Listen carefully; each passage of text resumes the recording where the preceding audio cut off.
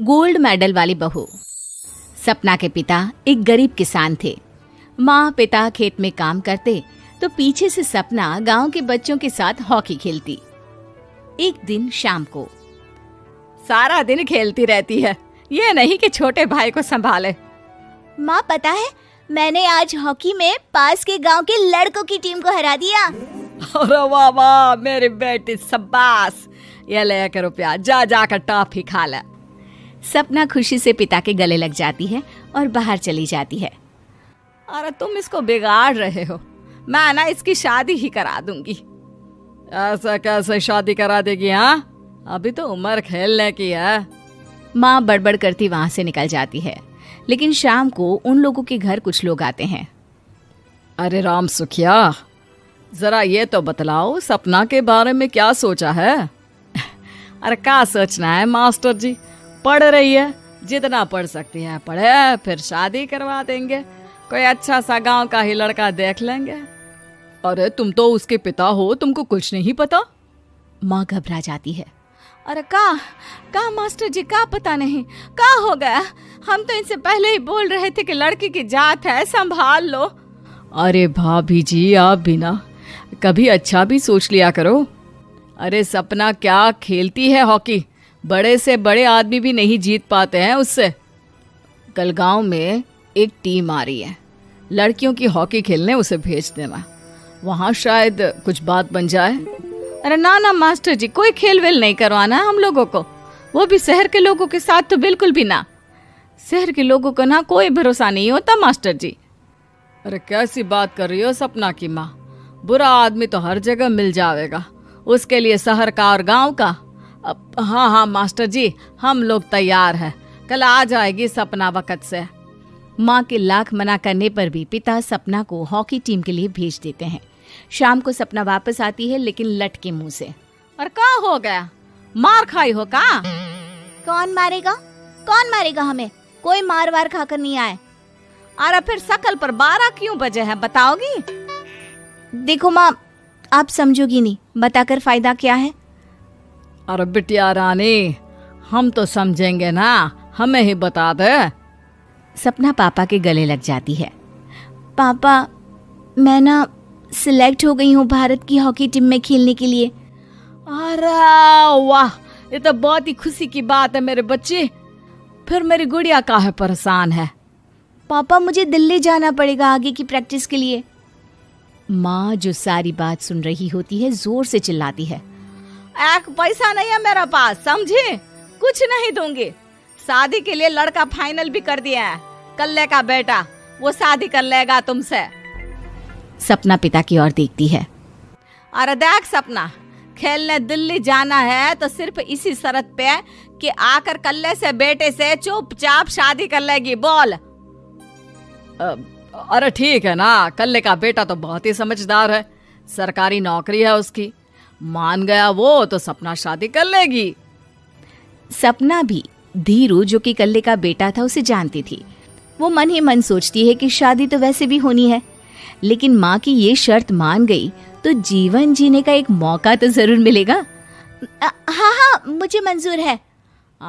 तो कल मैं उन लोगों को बुला लूं? पिता और सपना दोनों एक दूसरे को देखते हैं। अब माँ ठीक है ना, बुलाने की क्या जरूरत है, वो लोग पसंद कर रहे हैं ना मुझे, वही ठीक है। बस आप तो मेरा दिल्ली का बैग पैक कर दो।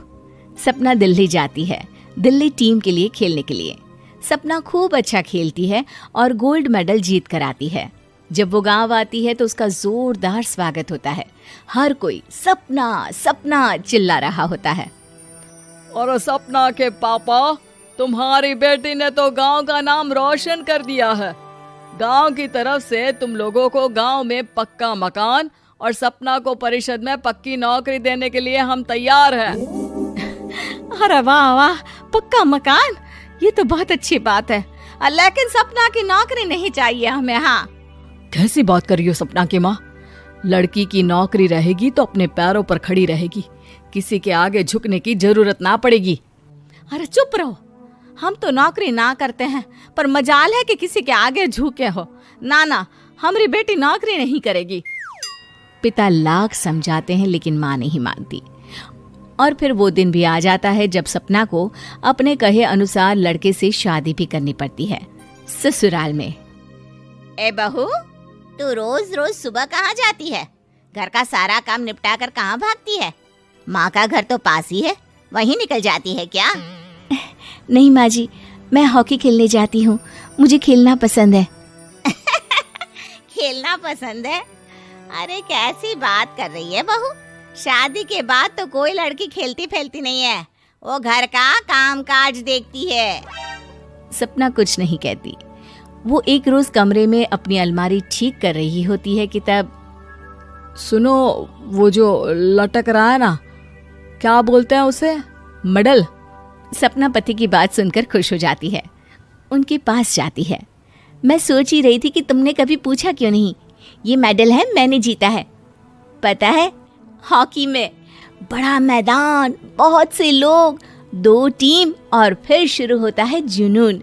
पता है, लगता है जैसे बस जिंदगी यही है, खेलते रहो, भागते रहो, दौड़ते रहो और लक्ष्य को पालो। सुनो ना, मैं ना भारतीय टीम के लिए खेलना चाहती हूँ। माँ, यहाँ तो आ जरा। सपना हैरान हो जाती है कि ये क्या हो गया, पति अचानक से माँ को क्यों बुला रहा है। हाँ बेटा, क्या हो गया? काहे गला फाड़ रहे हो? माँ, ये सपना क्या कह रही है?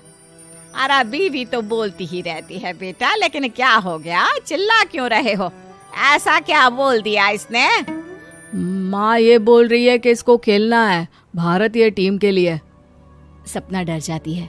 नहीं माँ जी, मैंने कहा कि मैं चाहती हूँ कि वो मैं बोला था ना, शादी के बाद कोई खेलता नहीं, घर का काम काज देखता है, लेकिन फिर भी।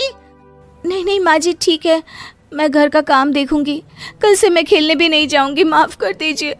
सपना पति की तरफ देखती है जो माँ की तरफ देख रहा होता है। उसे गुस्सा तो आता है, लेकिन करती भी तो क्या, सास के सामने कैसे पति की क्लास लगाती। अरे बेटा, अब क्यों घूरे जा रहे हो बहू को? माँ, अभी इस बात का फैसला करके जाना, वरना ये तो तेरे कमरे से जाने के बाद मुझे। अब चुप हो जाइए आप, छोटी सी बात का बतंगड़ मत बनाइए। छोटी सी बात? बहू, ये कोई छोटी बात नहीं है। जो लड़की दिल्ली के लिए गोल्ड मेडल ला सकती है, वो देश के लिए भी तो गोल्ड ला सकती है ना। हम लोगों को किसी चीज की कमी नहीं है बहू, घर का काम तो कोई भी कर लेगा, लेकिन देश का नाम रोशन करने के लिए सपना चाहिए। जा बहू, तेरी ट्रेनिंग का सारा इंतजाम तेरे पति ने कर दिया है, जा खेल और देश का नाम रोशन कर। सपना की आंख में आंसू आ जाते हैं। वो सोचती है कि बेटियों को मायके के साथ अगर ससुराल में भी सहयोग मिले तो ऐसा कोई काम नहीं जो वो नहीं कर सकती है।